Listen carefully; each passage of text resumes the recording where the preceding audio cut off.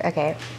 Hello guys, and welcome back to the Be Unstoppable podcast. My name is Brittney and I am your host. And as you can see next to me, today we have a very special guest. Some of you may know her, but for my avid listeners, you definitely know about her. This is Ally Vaeth, all the way from Florida. Hello.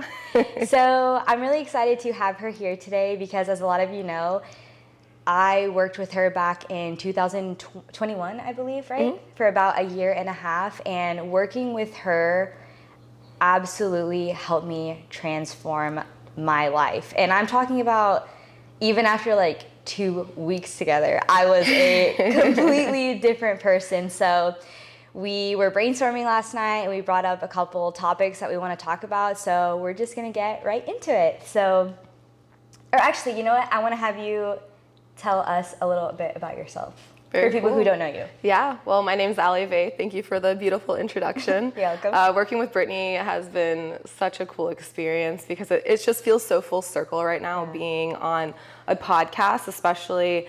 One of the main things that you were working on was your confidence, finding who you were, wanting to be this light, show up to help people. And I remember when we first started working together, like even taking a photo of yourself was something you were like, yeah, not my thing. I don't want to do that. And so to see you like having a podcast, I get to be on it, I get to fly out and hang out with you. It's so freaking cool. So I just want to say how proud I am of you and how awesome this is. A little bit about myself. Well, right now, like you said, I'm in Florida. I'm possibly about to become a digital nomad. Who really knows? I'm really surrendering to the flow of life. Quick back history. I went to school for exercise science, became a personal trainer, started competing professionally as an IFBB bikini pro. Went through a lot of health issues, started doing mental health coaching, became a master practitioner for NLP, quite a few other little certs here and there to help myself and help my clients. And that's what I do mainly for my business is just, I'm a mental health and lifestyle physical health coach and just traveling the world, making relationships and having fun. Yeah. That's the gist. That's really awesome. Thank you so much. Yeah. I think it's funny because like yesterday, like we've been having like deep conversations and just conversations in general since you've been here. And I feel like whenever you add the camera, it's just like so much different, even though it's the same. Like I feel maybe some of you guys experience this. Other than, you know, like getting on my story and like talking on like Instagram, even whenever she was talking about whenever I didn't want to post a photo, I remember I had set this goal and I was like, I really want to get on my story and talk on my story. Yep. And I remember the first time I did it, I was like freaking shaking. Like I was so nervous. And then I had texted and I was like, oh my God, I just talked on my story. I'm like, go listen to it. And I think I was talking about like journaling, like this new habit that I had learned. And I was like so pumped. And like for those of you that follow me on Instagram, now I get on my story and I'm literally talking about whatever. Like I don't care how I look, just like whatever. If there's something that I feel like I need to say, I'm gonna say it. So it really is a full circle moment too, especially because I feel like whenever I met Ally, I was at like rock bottom, which, you know, like if you want to reframe it, it's actually a good thing because if you're at the bottom, there's nowhere to go but up. And I feel like I've gone so up in this full transformation, right? Like now it's been 3 years since I've been on this journey and it's like this constant unfolding, like unlearning, relearning journey about myself. And it has been really cool. So I'm really excited to have Ally here today with you guys because just like I said earlier, she is one of the people that I owe just like so much of my personal growth journey to, you know. And I think one thing that I learned as a coach one thing that I learned about coaches and one thing that I loved about having her as a coach when I was with her is a coach is not someone who is there to fix you, right? You are the one who has to fix yourself or help yourself. They are just there to guide you. And honestly, working with her was just like so transformational. And we got like a lot of good topics that we want to talk about today. And like we just want to take a deep dive in our own personal growth journeys because, you know, this is something that I've been sharing about, right? Like teaching you guys all of these different concepts that honestly, the average person doesn't know until you just randomly wake up one day and you're deciding to take a deep dive in all these concepts, and then everybody thinks you're crazy, right? But you're not. And so, yeah, I think let's get into it. So one of the first things that I wanted to talk about is why healing is important. And I wanted you to tell us a little bit about your personal growth journey, and I guess what made you like want to start your journey, or like what was the last straw for you? What was the moment, like the defining factor where you're like, you know what, the way that I'm living my life right now is not incongruent with the person that I want to be. I want more for myself. Like, I don't know how I'm going to get there, but something has got to change. What was that moment for you? Definitely. Well, like you said, it's a journey. So there's been many moments like that. And now that I have some coaching education behind, I understand how the journey has moved for me. So it really started with the physical aspects. I got to a point where I graduated college, I went straight into bartending, I wanted to make money, and all I was really doing was partying and having fun and drinking. And I remember in 2015, I broke my ankle. And this is before I really was deep into any spirituality, so I didn't think much of it. I just kind of thought like, damn, this sucks. Like, life sucks, you know? I forgot about that. Yeah. And so that really slowed me down. And sometimes when you get slowed down that much, you get to think, and you get to think about where you're wanting to be and where is your life really. So I like to look at those type of obstacles as learning opportunities. And when that happened, I decided to do something different with my life. I saw at that time, that's when Instagram started getting popular, and I wanted to be an influencer, honestly. I was like, okay, everybody's becoming an influencer, and this competing thing looks really cool. I want to compete. And so in 2015, after I broke my ankle, I was like, I'm going full force. January 1st, 2016, I'm starting my business. I'm starting an Instagram. I'm starting a website. I'm just doing it all. And so I started competing that year as well. And that was the very beginning of my mindset journey. Back in 2016, 2017, 2018, it was very heavy in the mental, physical side of it all. So I loved people like David Goggins and Andy Frisella and the Atomic Habits and all of the like work hard, like, you know, Carol Dweck, mindset, all of those type of things were calling me. I started a book club. I was just like reading all the time, learning, competing, getting better, just pushing my mind and my body to like extremes I've never been to. So I was building like this discipline, understanding willpower, understanding motivation, and pushing myself to a place where, you know, I once never thought I could go, but there was like a part of me inside that knew I could. So that was probably the first defining moment for me that moved me out of a place of kind of lack and confusion and like lack of identity to, okay, now I have this purpose. But since I didn't do a lot of emotional work, definitely no spiritual work at that point, I didn't realize until later in my journey, which is the second part I'll get to, that everything I worked towards was stemming from a place of lack. It was stemming from a place of me not feeling deep down smart enough, good enough, worthy enough. But I was so unaware of those type of limiting beliefs and mindsets at the time. I thought, because normal society is like, work hard, hustle, you'll get what you want, life will be great. But then you always hear the whole midlife crisis thing, and you're like, well, how does that work? Right? Yeah. And so that was kind of like that first defining pillar of my life. But I think there's like some stuff we can talk about and digest with that as we move on. No, thank you. So you were saying that, you know, like whenever you broke your ankle, whenever you broke your ankle, it was like a moment of slowing you down, right? And I don't like to say this word because I don't know if like it flags you, but in 2020, we all know what happened, right? Oh yeah. And I feel like that was a really big defining moment for me because after I decided that I didn't want to be a dentist, I moved home and I took a gap year. And I was literally just working, I was serving, and that was such a rough year for me mentally. But on the outside, I am one of those people that hides it very well. You know what I mean? Like, it's a double-edged sword. And nobody knew that I was like suffering. Like I was really suffering in silence, like on my own. I'll just try and figure it out eventually. And I remember there was this one day where my mom had came home from work, and I think we had maybe got into like an argument or something, and like something triggered me.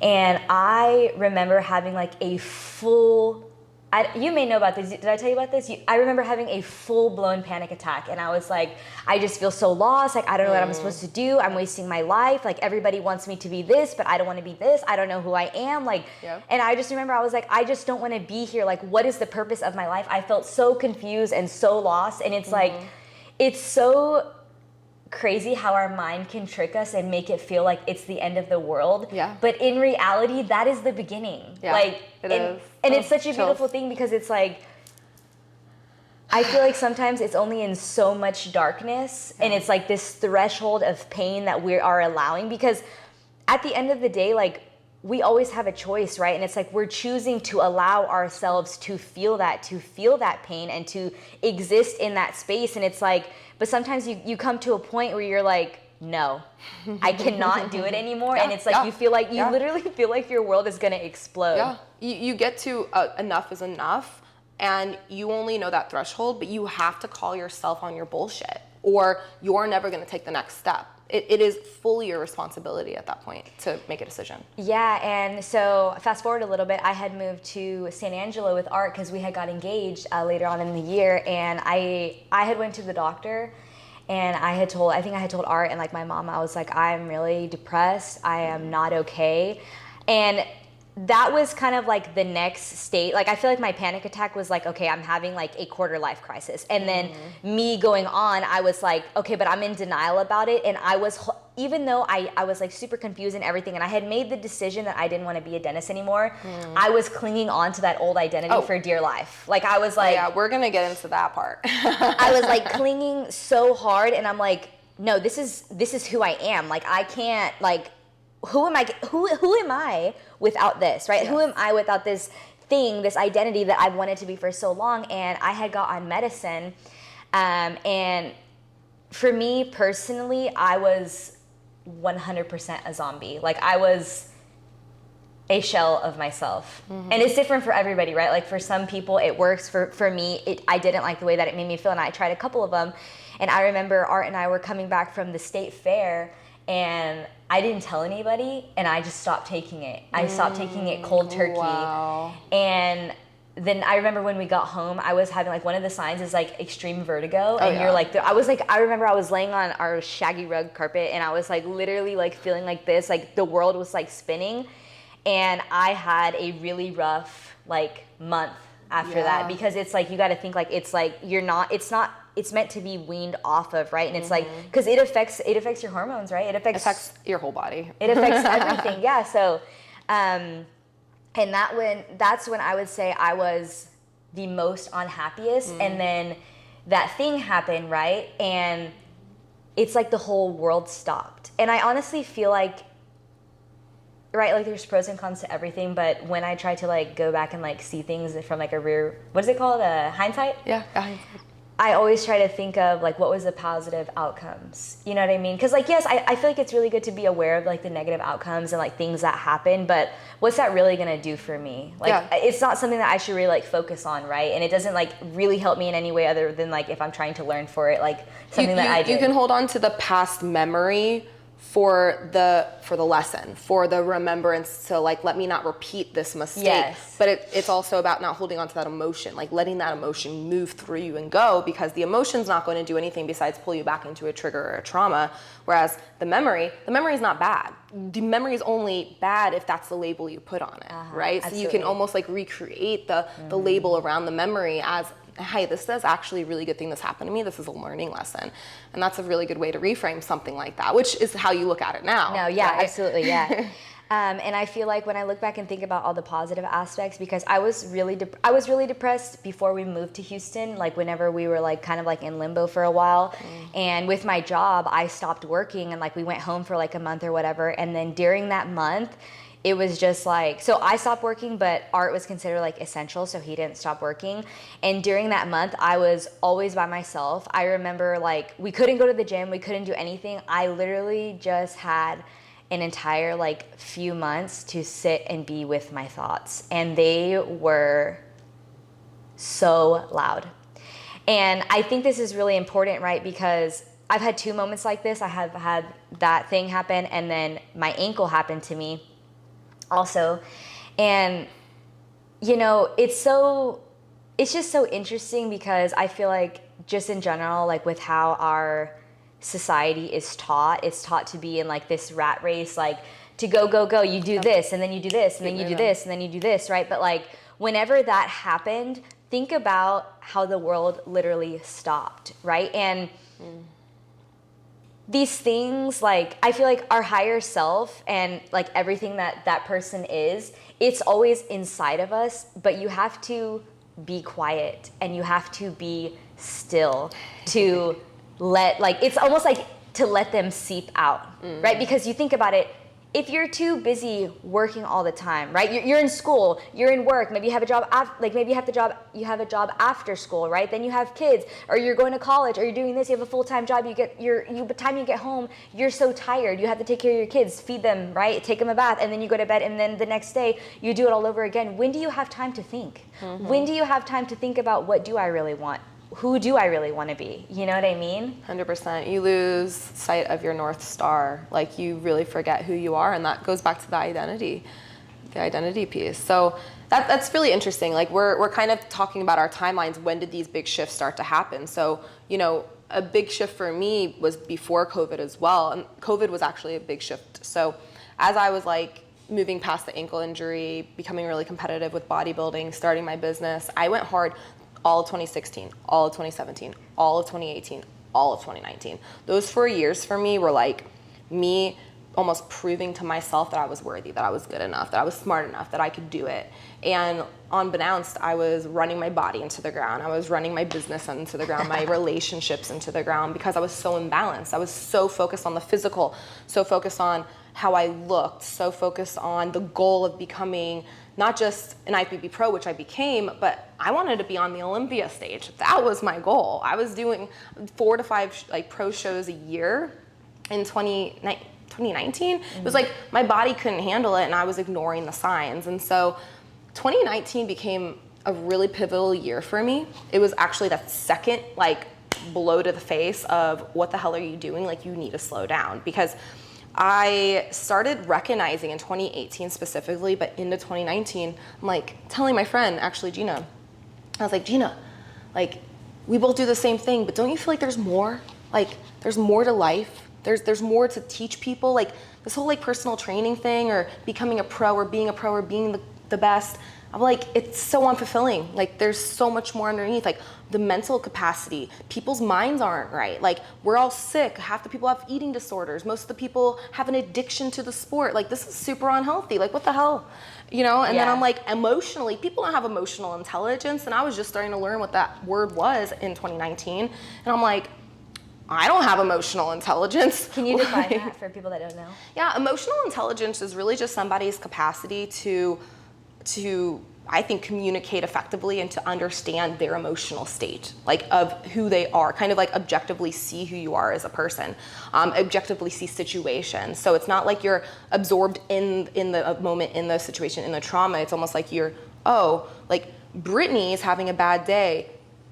That means she's just having a hard day. Wonder what's going on in her life, versus Brittney's having a bad day. She's being a bitch. Screw her. You know, it's a different way of thinking and understanding absolutely. situations in every capacity of your life. Yeah. And so when I started learning, right, it's true though. That's how people think. No, it's really funny, but that is really true, because I mean, you start to look at things differently. You look at everything different. And one thing that I was gonna say, 2 things. It's funny that you brought up Gina, because Gina was the reason that I found you. Yeah. Because I remember. I was like looking at her Instagram story, and she was talking about how she was going to work with this new coach, and she was going to be doing, and I want you guys to like keep in mind, during this time, I was like so not okay mentally, but I always felt like I wanted to be like a mental health coach or like a life coach and like help people. Like, I just feel like this information is so cool, and everybody needs to know about it. And hold on, Art's coming. 8 minutes. Okay, I just feel like this information is so cool, and sometimes I just want to tell the whole world about it, like everybody about it. Like if you knew some of the things that we knew, and like, you know, like that we're gonna share with you, and that I've been trying to share with you, I cannot express to you how much the quality of your life changes. And so she had posted about it. She's like, I'm going to be doing like on learning, or what is this, like, I'm going to be discovering like limiting beliefs, like on learning old behaviors and habits. And like, she just was like, wrote like this paragraph, and I was like, oh my God. I didn't, and this was like during the time when all of like the online coaches started popping off, like everyone was an online coach, and like fitness coach, online fitness coach. And I was like, I did not know that this type of coaching existed, because this sounds like I'm an OG. No, I know you are an OG. And so I didn't know this type of coaching existed. And I remember I got so excited, and I was telling Art, and I was like, look at this, like check this girl out. And I remember I followed you, and then I followed you, and I think you followed me back, or you messaged me, and you were like, oh, like, thanks so much for the follow. And it's so, like, as simple as that was like my way in. Yeah. Because I don't know how long it would have taken me to message you if you wouldn't have initially messaged me. And it was just something so simple as thank you for the follow. And I just remember, I wonder if like it's still there, like if I could go back to our old, like it's probably there. I probably never deleted it. And then that was it. She was like, I don't know if you know this, but I remember she was like, oh, okay, well, like let's jump on a call, a discovery call or whatever, to like make sure that we're a good fit and stuff.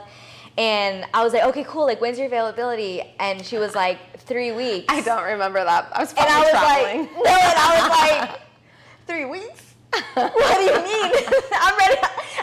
I can get on a call this afternoon. You know what I mean? Like, I was so excited. And I remember we did do like I don't know how many calls you do now, but we did during my time, it was like 3 like onboarding calls. And I was like, after the first call, I was like, yeah, I'm all in. I'm ready. Like, this is like the answer that I've been waiting for. And like, it finally showed up to me. And I was like, I'm ready. And I got to go all in, and I got to take it. But the thing that I was going to say is, isn't it cool how like the people that we meet were people before we met them? Mm-hmm.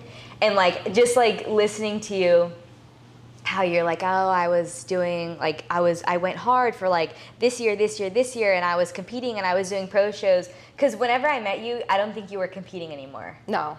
I went through a whole journey between 2019 and 2021. and it makes you think, sometimes we talk to our friends, and it's like, like if you're blessed to have like really close and deep relationships, and I've known you for 3 years, but 3 or 4 years, but you were alive for like 25 years before that I wasn't a part of. Yeah. And it's like even longer. I feel like sometimes we just take pieces of our friends, and we want to choose the pieces about them that we love and that we accept. But there's a whole nother, it's like, you know what I mean? There's a whole layer. It's like the iceberg analogy, right? It's like on top of the water, you see, it's like they say it for success too, right? Like you see this little piece out of the water, yeah, you see but like the glacier is like super huge. And I just thought that was like so cool and interesting. Yeah, definitely. So moving into like those next phases for us, I think we both were in that state where, oh, there's more to me,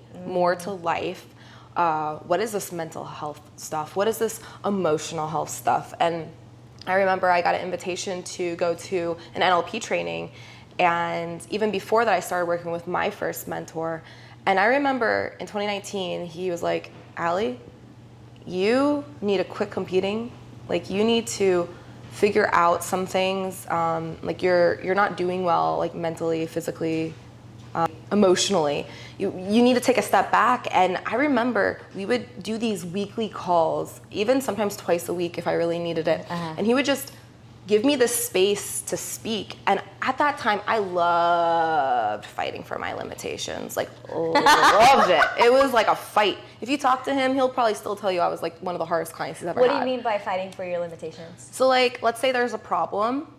Like, I'm gonna tell you every reason why that's my problem, or why I can't change the problem. Like, you're almost like, you don't want that problem, but it's like you're addicted to it. Yes, I'm addicted to it. It's like part of your personal identity, like you said. And so when I started to recognize that I was addicted to competing, which all competitors are, I'm just saying, that I was addicted to the lifestyle of everything that I've created, and who was I without it, it was mind shattering. To recognize that everything I created came from a place of lack at that point was mind shattering. And I recognized very quickly, like, my heart was completely blocked, that I wasn't able to give and receive love, that I was very hardened on the outside, and all of the trauma from my past, from my childhood, from my growing up. I moved out when I was 17. I had to grow a very hard exterior to be and to become successful.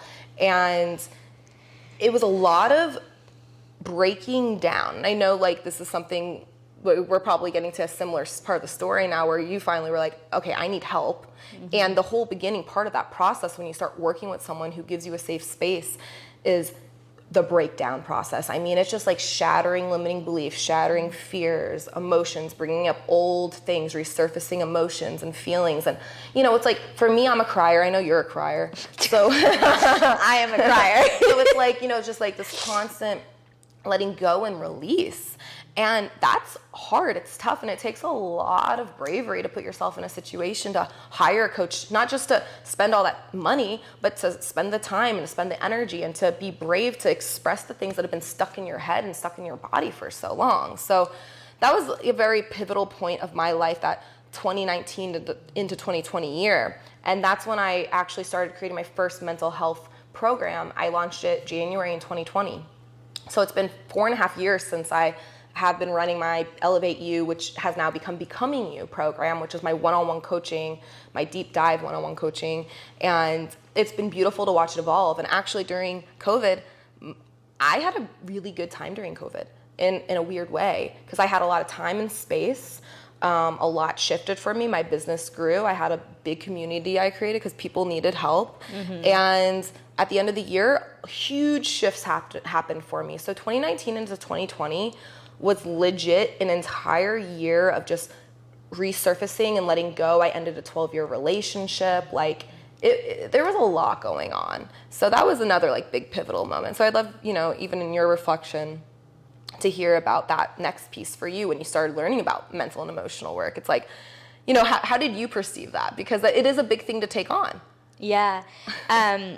Before, though, I wanted to talk about, let me see, kind of how we were talking about yesterday, like, in a sense, how do you define successful healing? And that's almost like too broad right now, because what I'm really trying to get at is, I feel like whenever we start this journey, right, it's like we have this identity of like who we are, right, but we have this identity of who we are, and then we're trying to transition and we create this identity, like this new avatar. Like, if it's like we get this like little ounce of like hope or bravery or courage, right, and we're like, right, like once you start letting some stuff go, it's like, who can I become, right? And it's like you start 100%. Imagining and like thinking of this other like version of you that could potentially exist, because I really like the concept of like alternate realities, right? And it's like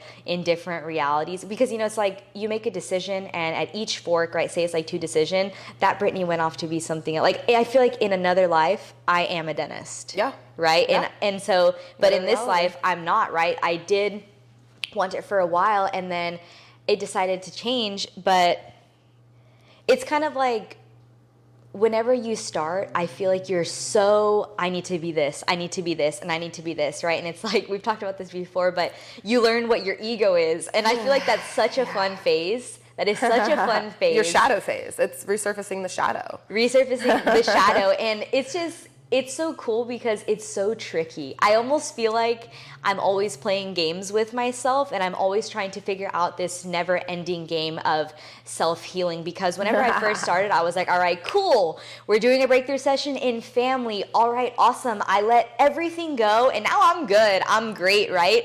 And then it's like, you're good, and like you're riding that high, you're riding that way. It's not really a high, but you're just like, wow, I can't believe I got through that. Wow, I can't believe I let that go. I've been holding on to that for so long. And then it's like you go through life a little bit, right? And an altercation happens or something happens, and you're like, well, okay, well, this is another problem. This is another thing that I have to let go. And I feel like whenever I first came into healing, I thought it was so black and white, right? Like my end game was, oh, I'm healed.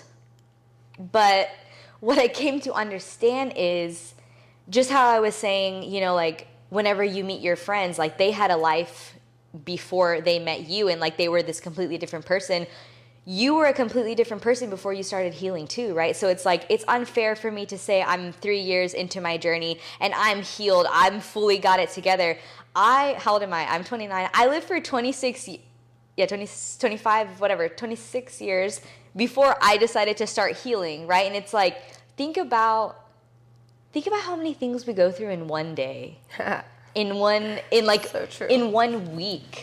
26 years, right? And it's like however many years that is for you, or like for you whenever you started.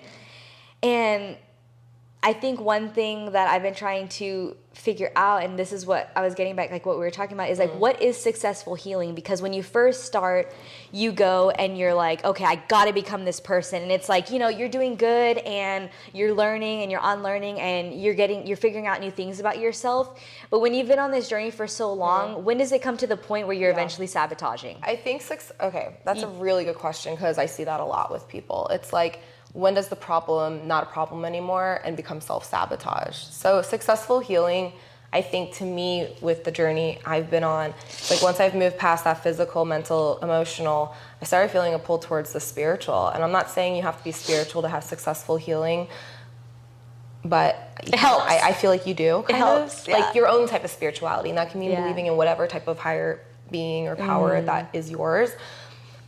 However, successful healing is almost the embodiment, the knowing, the surrender, the unconditional love.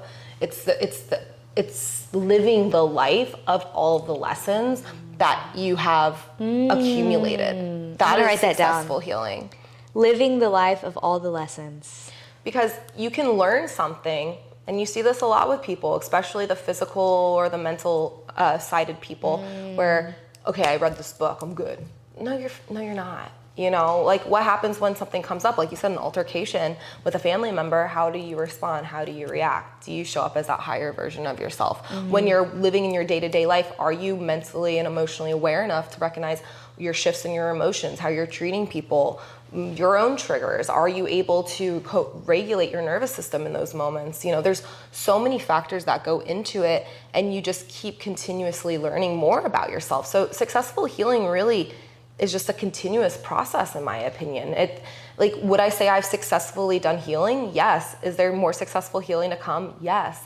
But it's almost like this enjoyment too. Like it's fun. I enjoy it. Like, you know, when I uncover something new about myself, even if it took like 2 hours of crying to get there, I'm cool. Like, I'm like, heck yeah. I feel like I've gotten myself to the place now, like whenever I first started, I was like, oh man, like I do this and I do this, and you know what I mean? And now I'm like, oh my God, I'm a people pleaser. Yeah. Okay, cool. Okay, cool, right? I know this now, which I'm not a people pleaser anymore, okay? I used to be. But I feel like I've gotten myself to this place now where I'm like, all right, awesome. All right, what can I do to improve it? What steps, actions do I need to take to move myself forward? And successful healing also means, and in my journey, but I think in everyone's as well, community. You have to have a support system. So successful healing means that you're open to other people's opinions and energies and learning. And feedback. Yeah. It's a very co-creation with people. Successful healing needs support. It's not meant to do alone. And, you know, I do know that you can do self-healing, and, you know, you and I both do a lot of self-healing now in our personal journey, but it takes a lot to even get to a place where that is even able to be facilitated by yourself. Yeah, because I feel like, especially too, like, you know, just like, for example, like whenever I came to you, before you, I was trying to self-heal, but I had no idea what I was doing. And I think what's interesting, right, is whenever you like heal past traumas, you view things differently, right? So like you're literally viewing things from a different lens. And so I remember I was reading, like I told you guys a long time ago, I read the You Are a Bad A book, and I didn't finish it, but I was like reading other books at the time too. But every time you read something, you're always going to perceive it in a different way because you're a different person, like literally, right? And I think what was the question that you asked me? Did you ask me a question? Earlier? No, like just before I started saying that. I can't remember the main thing, but I don't know. But one thing that I was going to say too was letting go of the expectation, like on your healing journey. You were talking about this, yes. that you have to be perfect. Oh yeah. And this is really important, right? Because you're going to start healing and you're going to have a lot of confidence because you're going to feel really good about yourself. And it's almost like this self-validating feeling and just being extremely proud of yourself because, right, guys, everybody has been through different things and everybody handles them in different ways. And at all times we're doing the best that we can. But like, say for example, I'm like, oh, I'm this new person, right? I'm healing, and then I get in a conversation and I yell at my mom. And I'm like, oh my gosh, like I cannot believe I did that, and I'm shaming myself and I'm guilting myself. It's okay, right? I feel like this idea of perfectionism was one that I clung onto for way too long. And honestly, it really doesn't, I can't speak for you, but it really did not serve me in any way. You know, I feel like it got me to yes, I would say it did serve me in like different aspects of my life, and it got me to where I needed to be. But there was a point where I was still like clinging on to it, right? How we were saying that old identity, and it just wasn't serving me. And that's when it was sabotaging, right? Like when we go back to the extremes, and this is one thing that I've had to learn in my life too, because I am very much someone who is like, I love to learn about ways to improve my life and like my mental and emotional state. It's really, really important to me, but sometimes I can overdo it, right? And what I mean by that is, am I looking for a problem sometimes where there really isn't one, right? Like, and it's like in myself, right? You know, even like we were having a conversation yesterday and I was like, well, I think this to be a negative thing. And she was like, well, I don't necessarily think that's a positive thing. So like, thanks for the reframe. Yeah. And it's just, I feel like going about your journey and like your own process and figuring out what works for you and knowing that it's a daily practice. You know, the one reason that I really wanted to talk about our healing journeys today is because it is going to look different for every single person. You know, nobody's journey is the same. And I really just wanted to share like the things that we've been through, because not a lot of people are willing to talk about it, because it is really hard. Like nobody wants to say like, you know, hey, how we were talking about last time, like I have been a really crappy friend, or I haven't been being the best wife, or I struggled with disordered eating. Yeah, like nobody, I didn't have sex in a relationship for over a year. Like just start saying all the vulnerable shit, because these are real things.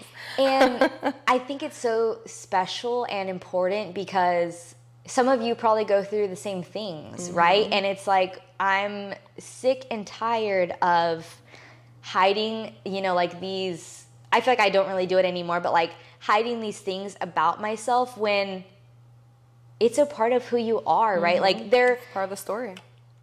One thing that's really important to know is that we all share parts of ourselves with people, but that's not all that we are, right? It's like we're sharing like this much, but we have all these other parts here that we don't want to take responsibility for. We don't want to claim them and be like, those are Brittney's. And just on that point, this is a really good point. So I want to talk about this and then the point that you brought up a second ago. Yeah. But we are a combination of parts. So a very long time, like psychology thought of us as like a mono mind, meaning we are just our mind, the ego, you know, we have the super ego, the id, etc.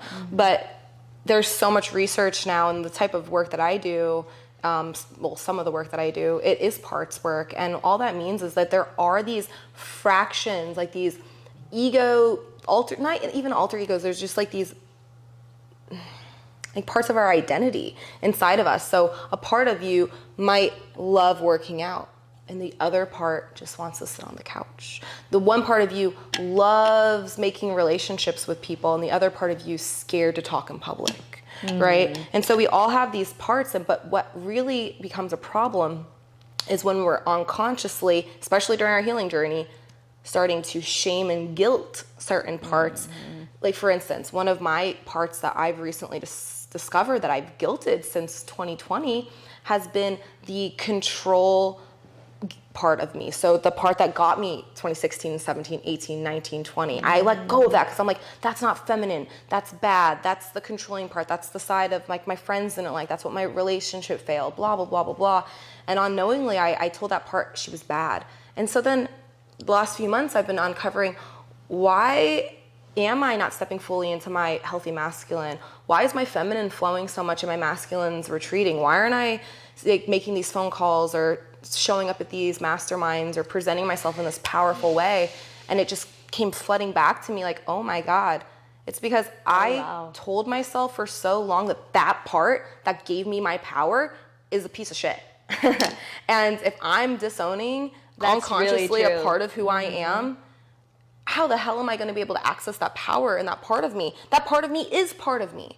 And without that acceptance, I'm never going to be able to be my full higher self. And so there's so much of those parts that have to be integrated in that we've disowned over our lifetime due to situations. And it's a very interesting, thing to dive into. No, it really is. I love that so much because it's so true, right? Like how we've talked about money before, and it's like, if you're constantly talking about money like in a negative way, like, oh, I have debt, I have to pay this, I don't have enough money, I don't have this, like, if you're constantly being negative about it, why would money want to come to you, right? But if I'm like, oh, like I'm able to change like my frequency, and I'm like, I love money, money loves me, like money is available to me, money is abundant, money is everywhere, you know what I mean? Like, money is gonna be mine. Like, you have to think about it. Think about these like money or these parts of yourself like as a friend. If I'm like, hey Ally, I don't want you to come to my event because what are some of the traits that you said about the controlling, like aggressive? Yeah, I'm like, I don't want you to come to my event because you're too controlling and you're too aggressive. Even though like you would make the party so much better if you were there, I would just, like you would just have to like maybe like, how can I say this in a good way? Like tone it down like a little bit, right? Like not be like all like you, not like your extreme voice, but be like, hey, this is, you know what I'm talking about. Yeah. And imagine if I kept saying that to her like over and over and over again, would you want to be my friend? You'd be like, no, she is not nice. You know what I mean? End up breaking me down or hurting me or making me want to hide from that part of myself even more. Yeah. Right? And that's my own inner voice. Yes, and so it's like, why would that part want to be a part of you? Yeah. Why would it want to help? You know what I mean? Because like, I feel like this goes back to the extremes, right? How we have our healthy masculine, we have our like non-healthy masculine.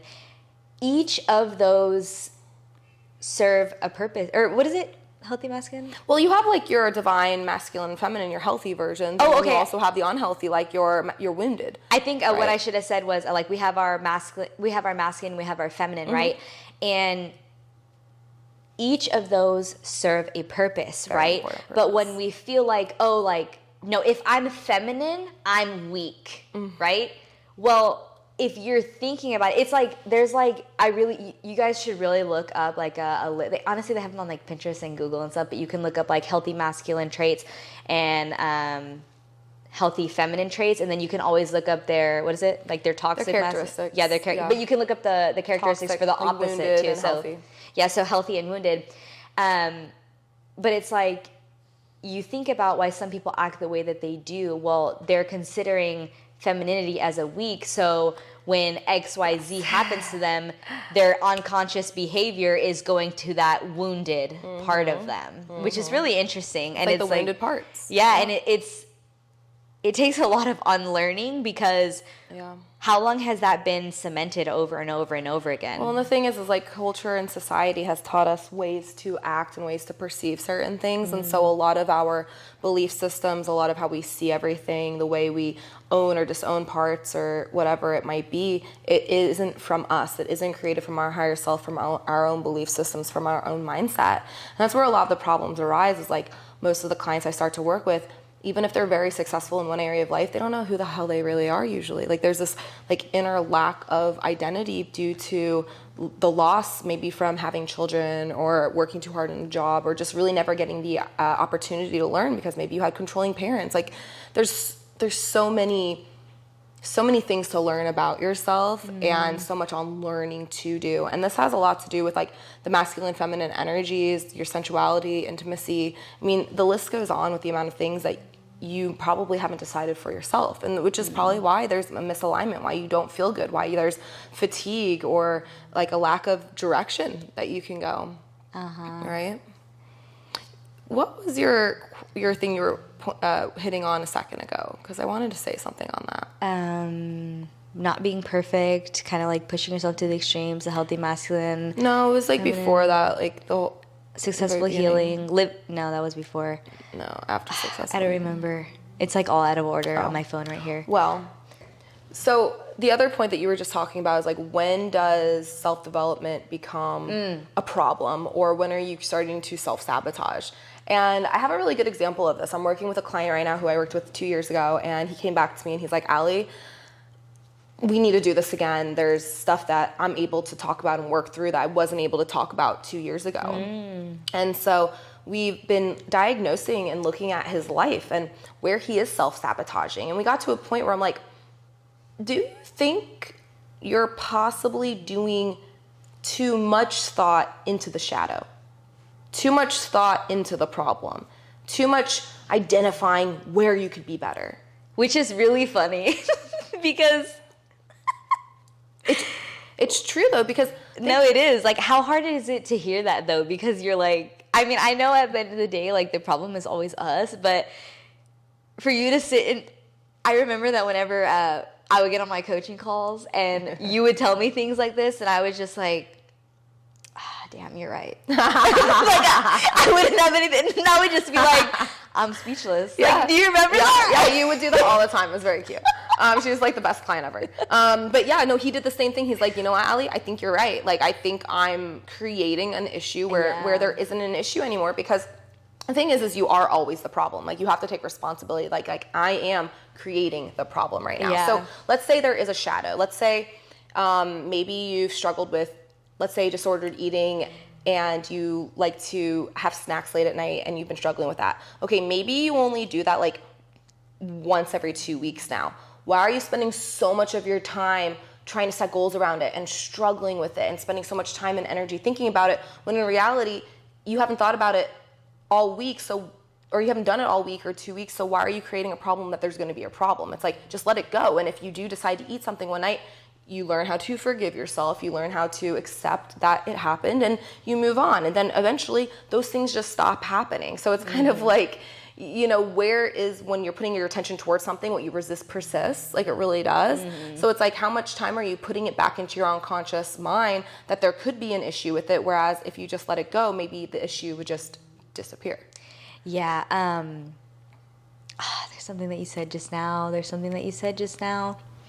I guess I'll just go back to this and maybe it'll come out. But I wanted to talk about how you said, hey, like he was like, hey, Ally, there's stuff that I want to talk about that I wasn't able to talk about 2 years ago. But think about how powerful that is, because we talk about the onion analogy, right? And like, you know, just like from my experience, whenever I started with Ally, I remember telling her like, oh, you know, well, like this and this about my mom or my dad. And I was like, I wish I could have this conversation. And I'm like, now I'm the person having those conversations, you know? And how we were talking about earlier, don't ever like guilt yourself or shame yourself for not acting, you know, like the way that you think you're supposed to be acting now because you're healed, because being healed is not a thing, right? Like, guys, we're human beings, we're imperfect, and that's just part of the game, you know? I feel like the goal is just to actively try to become better. You know, say you get in a fight with your mom, and every time you get in a fight with your mom, you're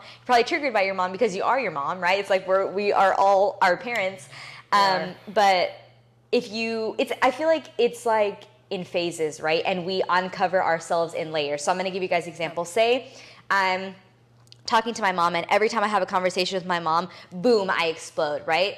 And that happens for a couple times. Well, there's gonna come a time, if you are trying to put awareness around it, where I'm gonna be talking to my mom and I'm mad and I'm still blowing up, and I'm like, I have the thought in my mind while I'm mad, and I'm like, why am I mad? Yeah. Like, why am I so mad? But you're still in ego mode, and you're not ready to be like, hey, I'm sorry I was wrong, right? And then it's like, and then you uncover you get ready for like the next layer and the next phase, and then you're like, hey, I'm mad right now. I don't think I can talk about this. You know, I can't talk about this at this time. Or, you know what I mean? Like, it's like, you're gonna be ready for different things at different times. And it's like that, and that goes for every arena of your life, right? You got to think about how hard or how challenging it is, like, to learn something new, right? And you feel like you're an imposter, and like you have no idea what you're doing, like you suck. But guys, you're supposed to suck. And I almost feel like this example is in the opposite, because when you are healing, it's like you're unlearning everything. So it's like, how can I get mad at myself if I'm trying to be better, right? How can you get mad at yourself if you're trying to learn your first timer at playing tennis and you suck? You literally just started. You literally just picked up the tennis racket and you have no prior knowledge. Like, it's all a learning experience. But that's the mindset some people live by. Like, yeah, absolutely. You know, if they pick up a racket for the first time and they don't do well, they just say, fuck it, I'm done. Like, I'm never doing this again. This was worthless. This is bad.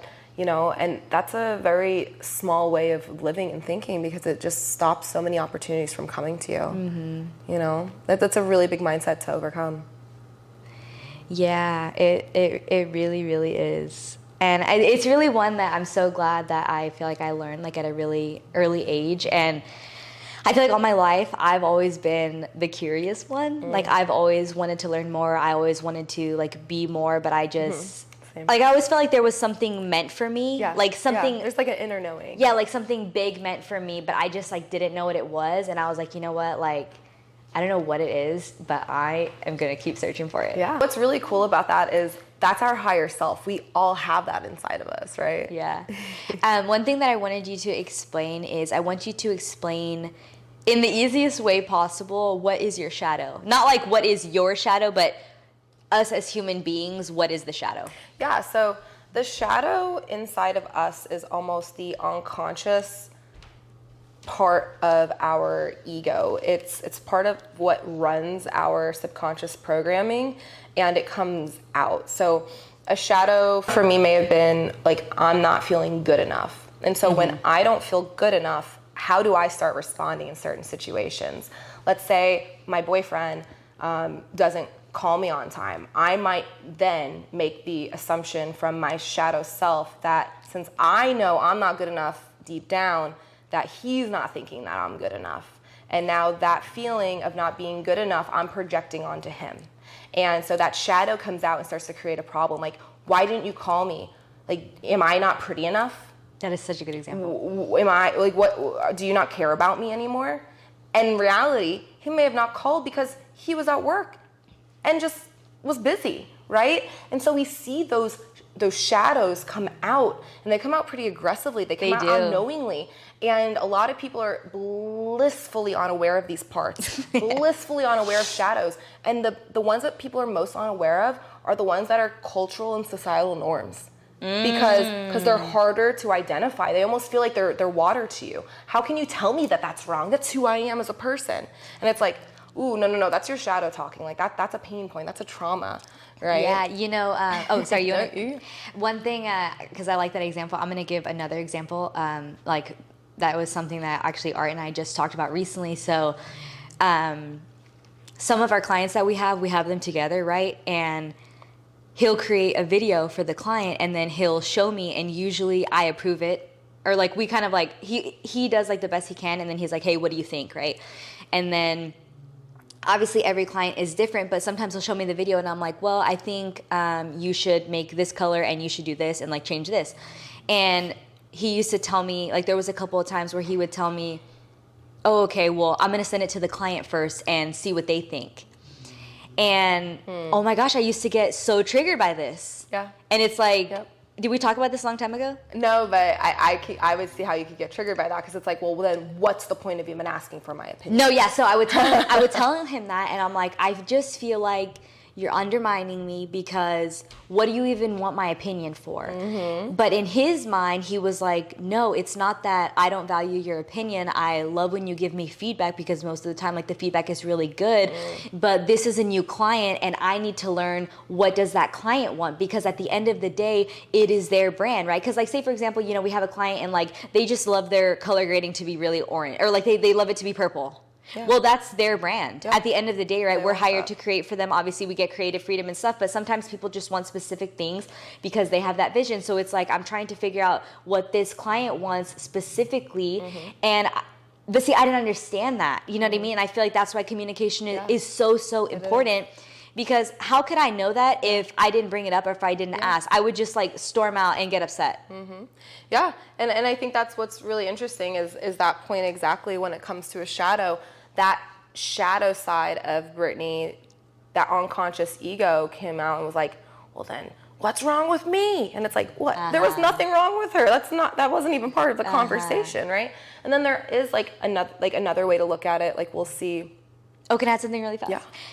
I brought up that story because that's what I was going to say, is it was stemming from the I'm not good enough limiting belief, right? And it's like, I feel like sometimes we do so much work to like let go of limiting beliefs, right? But just how we are like onions and come in layers. It doesn't mean that the belief is completely gone. You know how I said, guys, it took 26 years to build that belief into the huge thing that it is. And it is going to show up and creep around just when you unexpect it. It's going to creep up when you're unconscious. Yeah.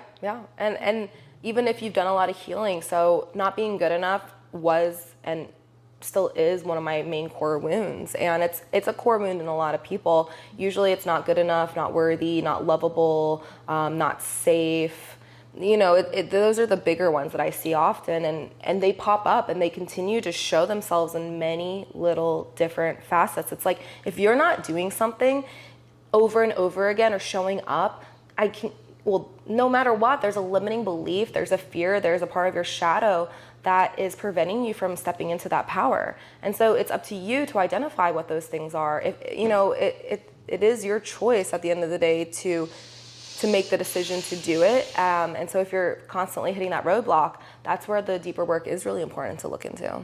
Yeah, and I thought, one thing that I want to say too is like, whenever you get to the point where you are discovering a limiting belief about yourself, I feel like sometimes it's kind of like a hard pill to swallow, because who just like goes around saying, I'm not good enough, or I'm not worthy of love. Like, those are like my two big ones. Like, nobody wants to say that. Nobody wants to say that to themselves. Nobody wants to feel that. And I feel like whenever you discover that about yourself, like, something that I have made a habit of doing is like celebrating it, because it's so easy to add shame around that. Like, oh, I'm not good enough. And then it's like sabotage yourself even more because you don't feel like you're good enough. But guys, like, that's like the bread and butter. Like, whenever you figure that out, that's your beginning. That's when it's like your bottom, right? And all you can go is up. And it's like making the effort to learn and unlearn these things about yourself. Yeah, it's a really cool process. I mean, I just got back from a retreat in Costa Rica, and that entire 2 weeks was just full of me creating new awarenesses around myself, releasing, crying, going through complete identity shifts, you know, letting go of all these limitations that I've created for myself. And like, one of the biggest things that just kept coming to me was, you're the only one creating your limitation here. And I know that sounds so simple and so easy, but when you start getting into personal development, I guarantee all of you have had that moment where you've either read a quote or heard someone say something you've heard 1,000 times, and then you're just like, oh. Yeah. Wow. Oh my God, that makes sense. You know, it's like it resonates with you on a deeper onion level. And it just keeps making sense in a new way. So yeah, I think that healing journey, going back to that main point, it's just this continuous process where you start learning about all these pieces. I remember, and I think I've used this example with you, when you start learning any type of self-development, it's like you learn this and you learn that and you learn that, beep, beep, beep, beep, beep, beep, beep. And then it starts to create like a web. and everything starts coming together into this interconnected understanding. It almost becomes a new language. Brittney does a really good job of being like, okay, we just use the new term. What does that term actually mean on a very easy, simplistic way to understand? Because it is new terminology. It's like going to school for medicine. Like every word they use, you're not going to know unless you study it. So it's like as you start to understand all these concepts, it applies into your life and you get to apply it to your life. And healing really is just that embodiment, really living it. Two things. So I just I always think of the titles of the podcast, and I put a lot of effort into my podcast title, so I hope you guys like them. But I mean, if not, I like them, and that's all that matters, really. But I think I'm going to name it We're Onions, because we're talking so much about this, and I'm like thinking, right, because I use this analogy so much. But like, have you ever really peeled an onion? Like, I know we're talking about how like it's layers and like how that's the analogy, but there really is so many layers in an onion. Like think about like when you're cutting it, right? And what did you say at the last part? What did you say at the end? Do you remember? Yo no sé. Oh my goodness. I don't know. I think that's like the hardest part about having a podcast is I feel like you get so in depth in the conversation. And I mean, this is my first time like hosting a podcast, and usually I'm just talking to myself and you guys, right? But it's like not really you guys. I'm just talking to my camera. But I feel like whenever you get like so in conversation, you just like can't remember what you said. Yeah, it's flow. We're in a flow state, very relaxed, very calm, present. No, that's true. Yeah. So I guess let's move on into the seasons topic. Yeah. And I wanted to read you guys a poem. Seasons come and go. Seasons come and go. And we're told to just let them flow. Like a bystander with no control. But how do we just let it flow when it feels like I have no control? We're told seasons serve their purpose. But why do I feel so low? And there is no direction to go. Winter moves so slow, and I feel like there's no growth. Summer's lightness is on my mind, but I've got nowhere to go. I'm stuck. I scream, but there is no relief. No one is listening. That is until the season's purpose arrives. There is this newly released drive inside. Thank God, an awakening to spring brings new faith, that this all was to create new space. I am starting to see this purpose, that without pain, there is no surface to grow on. Amid summer's glow, it is like a river, it always flows. I'm free, I fly, there is so much relief. I want to hold on tight, this space just feels so, so right. But just like all seasons, summer comes and goes. Fall arrives just in time, so I can reflect on this journey called life.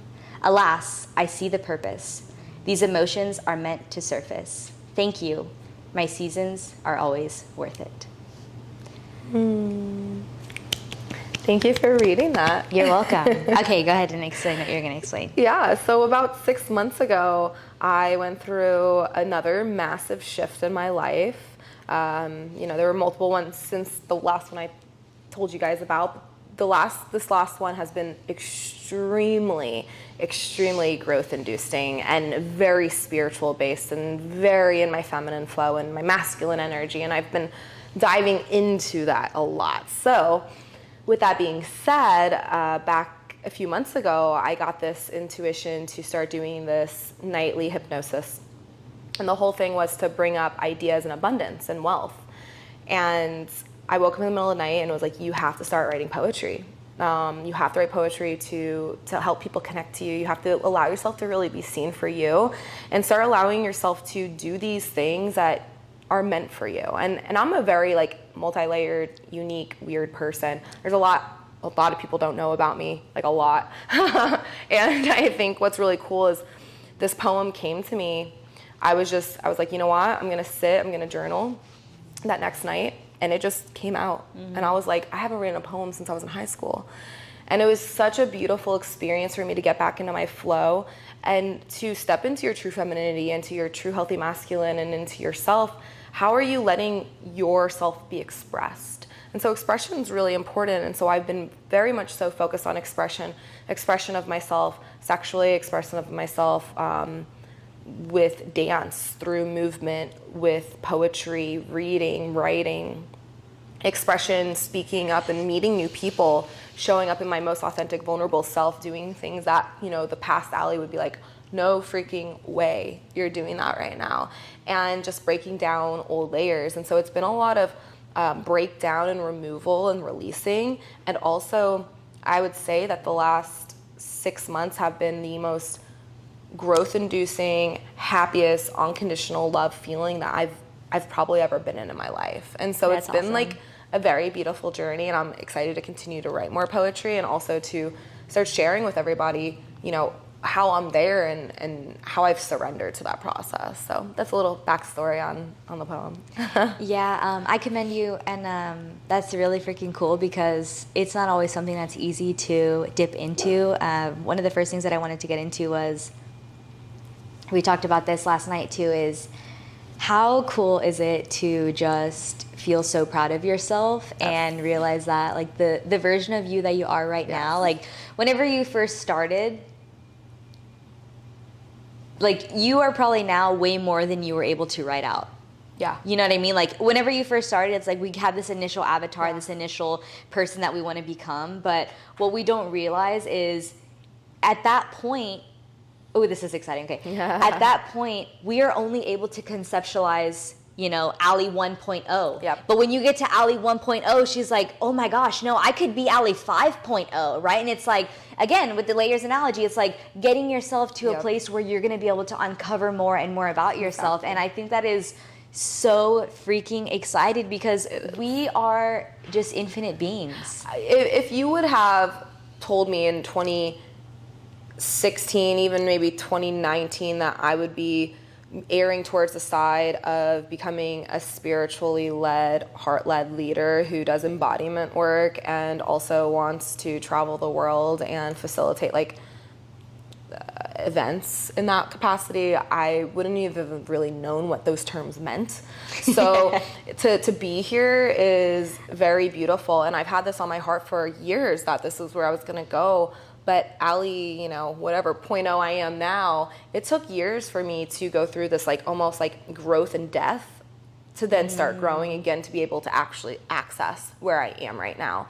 And I'm extremely proud of where I am. I remember when I was in Costa Rica, I was soloing for a while, and the amount of love and gratitude that I was feeling for myself was unlike anything I've ever felt. And when I got home, I remember I went to the beach, I turned on a walking meditation.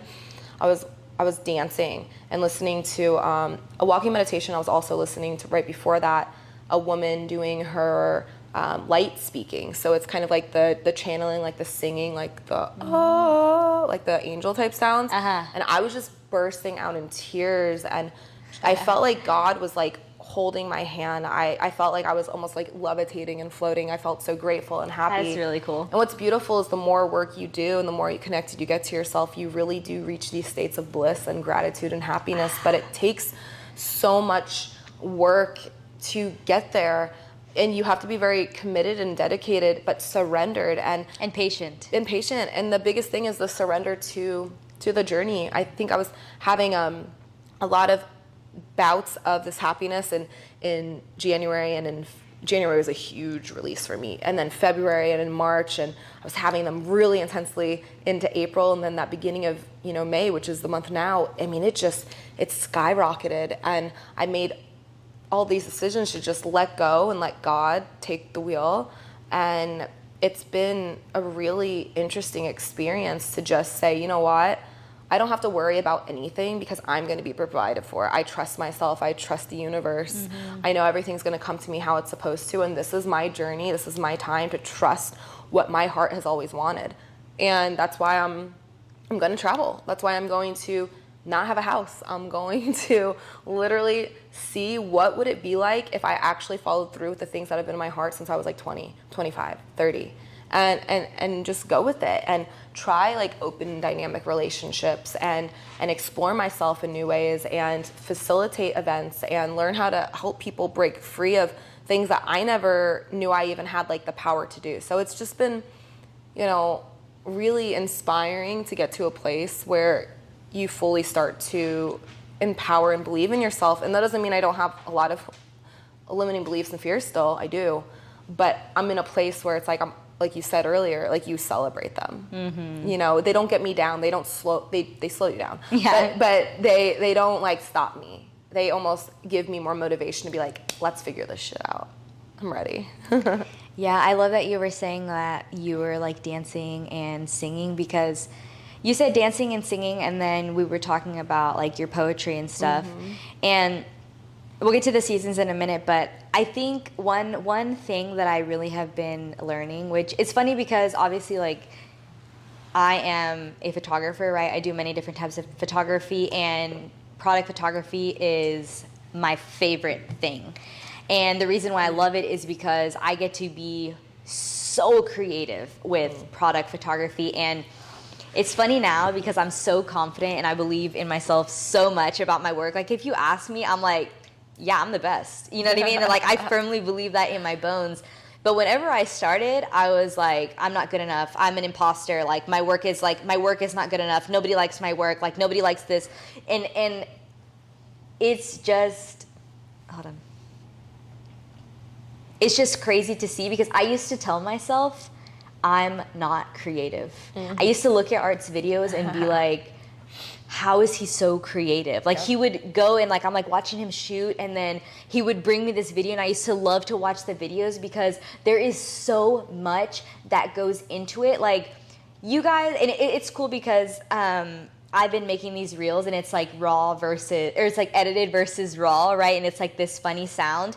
And if you guys go check out my product photography page and like look at some of those reels, it's so funny because I'll have like a photo of a donut, and it's like I take the photo and it's like dull, and then like the process from that to the finished product is like so many things, right? It's like so much imagination, like so much skill and time that I've put in to create this beautiful image that is in my mind. And that is what creativity is. And I feel like whenever I started tapping into my I feel like whenever I was going about the life that was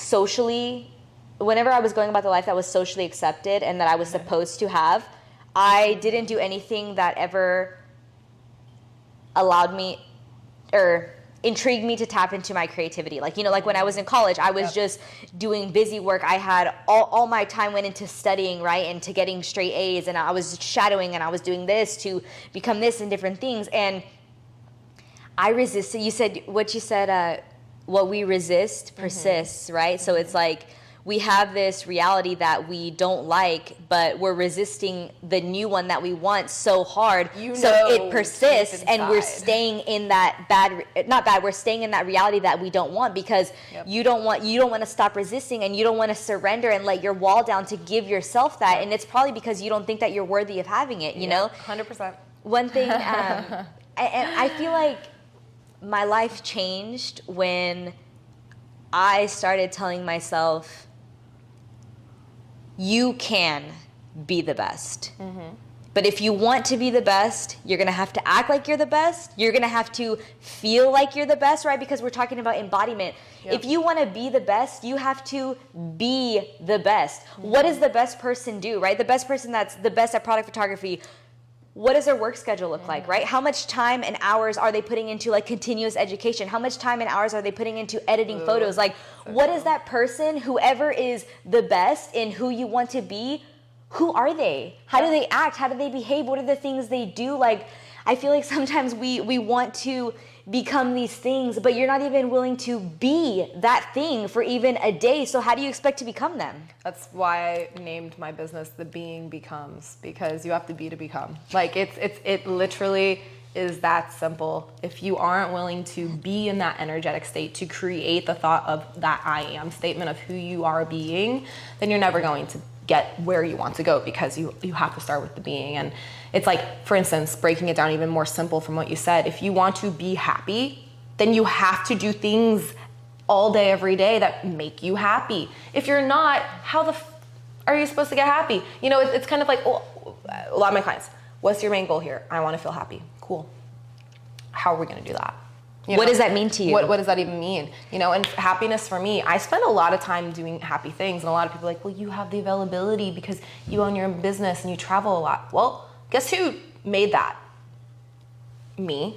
That's not how my life started. I didn't pop out the womb owning a business and have all these opportunities. I spent years and years and years banging my head against the wall trying to figure this shit out. And so to be happy, I wake up. I slowly wake up. I like to meditate. I like to journal. I like to go to the gym. I like to make healthy food. I like to go on walks. I like to go to the beach. I like to dance every day. I like to go to the sauna. I like to listen to really upbeat music. I like to talk to my friends. I mean, the list literally goes on. I do all those things every day because they feel good. They make me happy. And guess what? I'm a pretty happy person. And I know, you know, a lot of people say social media is a highlight reel. Yes, I don't show all of my life, but generally, like, I'm a pretty happy person. You're a pretty happy person. Like, but guess what we're doing? Things that make us happy all the time. So it's like, you have to be willing to put in that time too. That's another thing. It's like, these things don't just come to you. Like, it comes with the skill set. It comes with the creation, like you were saying. Long story short.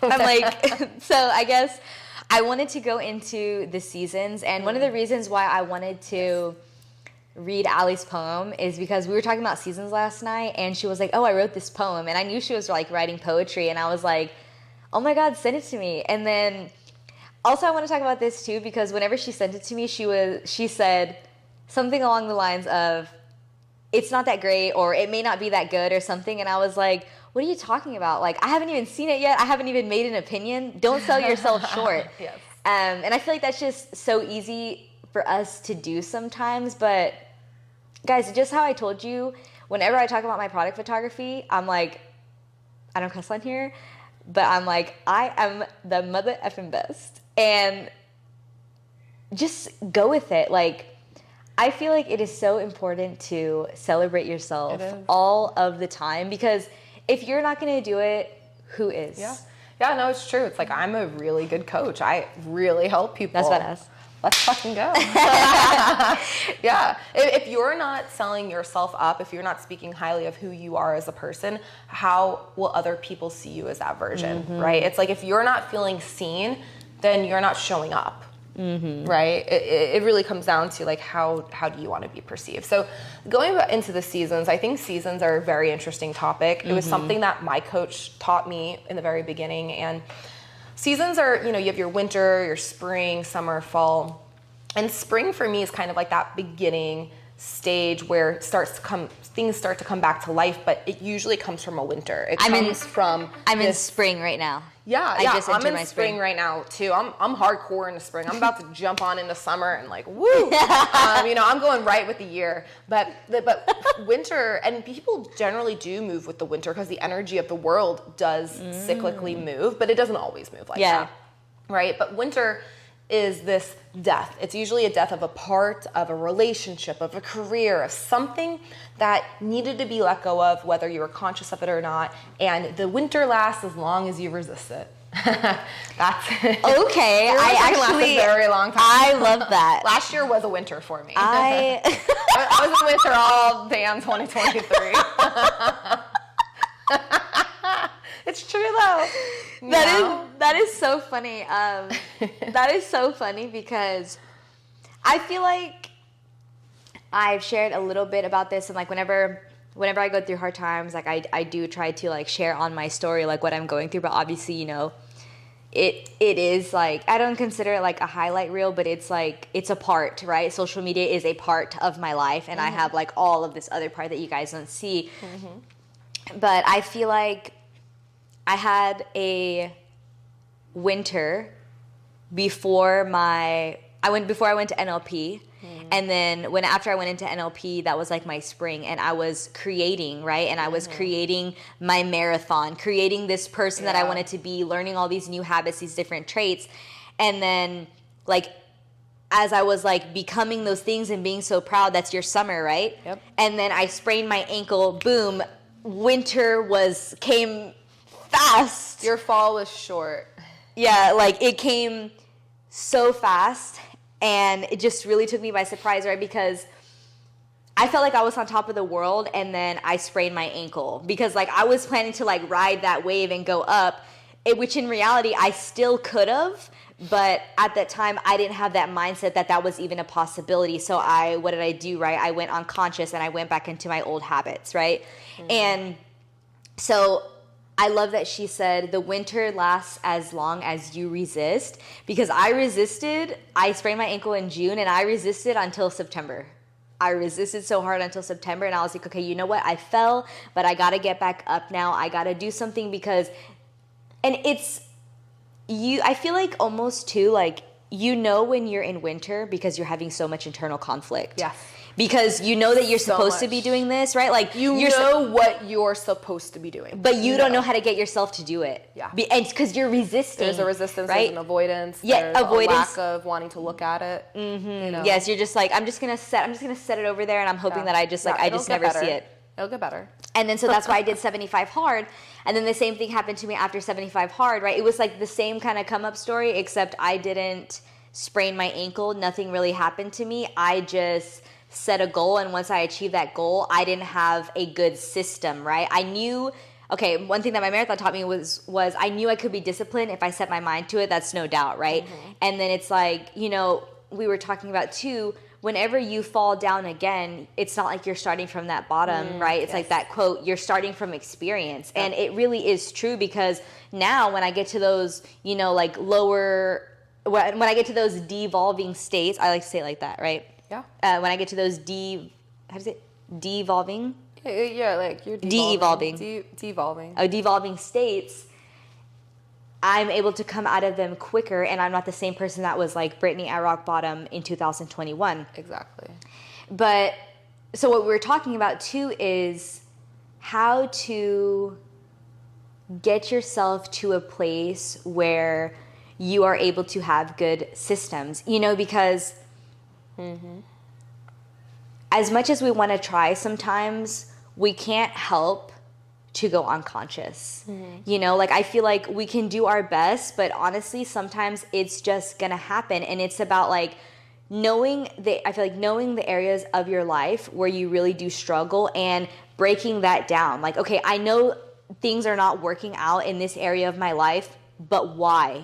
Right? Like getting yourself to a place to diagnose it. Okay, like when this, like what's your trigger? Like when this happens, this is what I do, and this is like the route that I go down. But getting yourself, does that make sense? Like getting yourself to a place where you're able to catch it and be like, okay, yes, I know I used to do this, but this is who I want to be, and this is what I got to do to get out of it. Like, fully. Yeah, it's kind of like the analogy I was saying about the pendulum, right? Yes. So guys, this is really simple to understand. If you have a pendulums move. And usually when you're unconscious, they're moving really intensely. And if you're unconscious for a long time and you're in a negative state, usually they're going into the negative. Like you're swinging and you're swinging to a place where, Brittney got where she's like, what's the point of life? Right?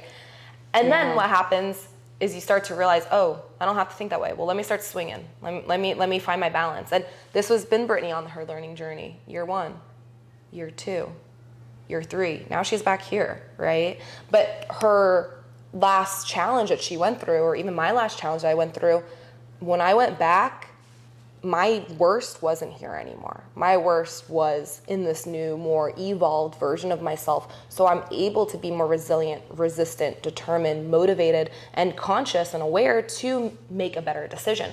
So your comeback, your ability to make a better decision, to understand what's going on, raises a lot. So now as my pendulum comes forward, another thing that starts to happen is instead of it swinging like this, my pendulum's more swings like this. It's more controlled. My pendulum's very controlled right now. It takes, and honestly, and I mean this in a very kind way, because guys, when I say my winter was all last year, like I had a very long winter, and my winter even started the year before.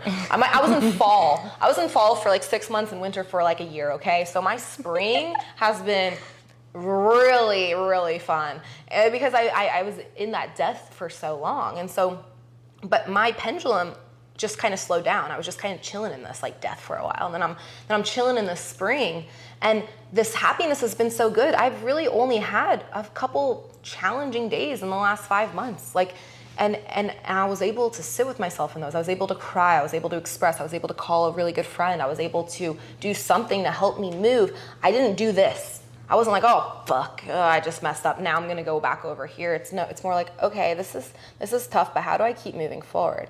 And so like, I just feel like my pendulum right now is making its way over here until like I'm almost balancing as I move. And yes, the pendulum will always swing in different areas of life differently, but it's about that acceptance of the pendulum swing. If you can surrender to the pendulum knowing it's going to swing, because it will, then you can accept it a lot quicker, a lot easier, knowing that it's part of the process, knowing that that pendulum swing is a season. The season's coming where it's going to get tougher in a relationship. It's going to get better. Season's coming in career where you're going to have less clients or where you're going to have more. It's just part of life. You know, you can't have good without the bad. It's the polarity of life. And if you can accept the laws of the universe, the polarity, the duality, the energies, and start to actually understand them. And if you guys have no idea what the heck I'm talking about, like, this is some cool stuff to actually start learning about. You know, you can really start to work with the universe and have the universe work for you. Kind of like you were alluding to with money, like how you're thinking about the energy you're giving off, that's going to come back to you. So same thing with like the pendulum swinging. If you're giving off the energy of, that's okay, I'm surrendered, I'm cared for, I'm loved, I'll be all right, you're just going to keep being held and swung in this like nice little space. So yeah, it's all a process. You know, my pendulum used to be just rocking around. I don't even think it was swinging back and forth, going in circles. But that's so funny. No, like just how I know you guys are reading Atomic Habits right now. He says in chapter 1, I think it's chapter 1 or chapter 2, and he's talking about how like even in these states, right, we still have to continuously try to get 1% better. And explaining a little bit what we were talking about earlier, like even when we are in these, you know, like even when we're in our winter, we have to make the effort to get 1% better every single day. Whatever that 1% looks like to you, right? You know, I was telling Ali, like, sometimes, like, when I'm in my spring, right? Like, or let's say this. Sometimes when I'm in winter, I can, like, still eat healthy all day, make sure I'm taking care of myself. I can still get myself to the gym. But sometimes I don't want to get out of bed, right? And it's like, it looks different on any given day. That 1% is different. But as long as you make sure, and you are the only person that knows, right? You know when you are going to make yourself proud, and you know when you are enabling yourself, because you get that gut feeling that you shouldn't be doing this, but you're deciding to be doing it anyway, right? Just how we talked about, just because you're aware of the problem doesn't mean it's going to fix itself. And what did I just say about the friction? Oh, okay, the 1%, right? Because at all times we are either evolving or we are devolving, right? And how he was saying with that 1%, if I decide to get 1% better every single day by the end of the year, which math is not my strong suit. And this is funny side note. I was telling Art the other day, one thing that I admire about him is he is so good at math. And like, it's funny, but I've always felt like that was like a flex, because I never really learned math. Like in high school, and my 9th grade teacher, I think it was like algebra. She, like my class was like kind of like so rowdy that she would sit down and she wouldn't teach. And math is one of those subjects that I needed a lot of attention and like a lot of help to learn it, because it's not something that came naturally to me. And then whenever I learned Algebra 2, my teacher did the same thing. So I really never learned algebra. And so whenever I went to college, like I took college algebra 3 times and I got a C. And that was like the only C that I got in college. So that just tells you how much I struggled in math. But one thing that and this is funny, but one thing that I really want to learn is algebra. I know it's like, he was like, what is it going to help you in? And I'm like, I don't know, but it's just like one of those things where I've always wanted to be like, I'm good at math. Do you know what I'm saying? Yeah. Because whenever I'm doing that with Spanish right now. That's true. Literally, I just started Spanish again. But at least Spanish is like... Spanish was my bad. No, but Spanish is like useful though. You know, I'm like... Yeah, when are you going to be doing order of operations? No, exactly. So I'm like, I don't know, but I feel like it's just always something that I've just wanted to learn, and that I regretted like not knowing it and not taking it more seriously, because I loved chemistry, and I could do the math and chemistry, but when it came to like algebra, it was like so much harder.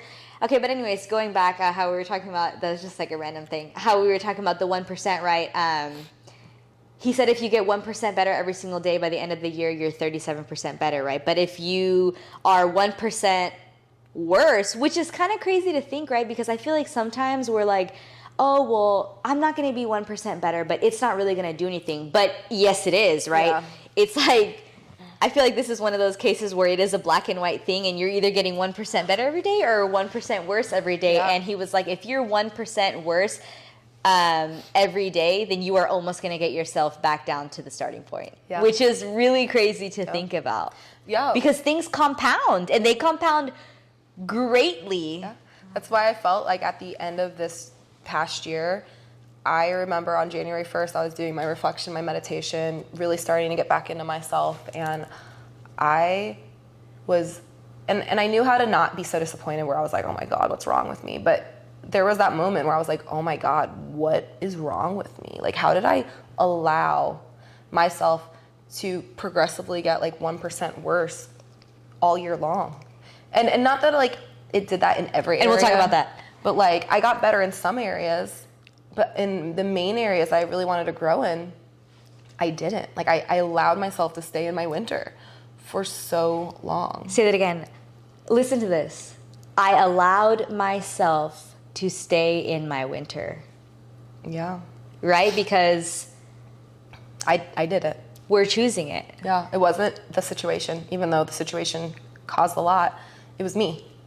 Mm-hmm. And you have to, the only way to move past it, guys, is to accept it very openly and vulnerably. And take responsibility. Yeah. If you don't take responsibility for where you're at every capacity, you're never going to move past it. And I know that sounds really hard, especially for specific situations like maybe molestation or being cheated on or whatever it might be, like those bigger events. But you have to take responsibility at some capacity that your energy, your actions, the situation you put yourself in at some way was a representation of like your current mindset, your current belief systems. And that's a tough thing to understand or to even like admit, but that is what frees you. Yeah. And with that being said, I am going to end this podcast because I know this has been a really long one. This is my longest podcast yet, and I want to make sure that it's really digestible for you guys. We are going to continue having our conversation, so please come back next week for part 2. And even though I'm about to introduce you again on the next podcast, whenever you're hearing this for the second time, thank you so much, Ally. And like always, cheers to you. You're welcome. I'm like, cheers to you.